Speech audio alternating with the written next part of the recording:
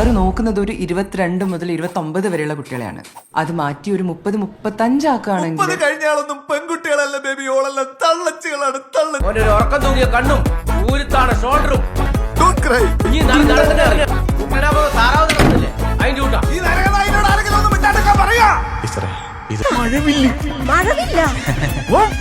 കേട്ടില്ലേ? അച്ഛന്റെ 16 ഇന്റെ കല്യാണം ഞാൻ ഒന്നിച്ചേർത്തുടാ. നീ എന്റെ മോനാണെങ്കിൽ ഓള് കാണിച്ചു തരുന്ന പെണ്ണിനെ നീ കെട്ടു.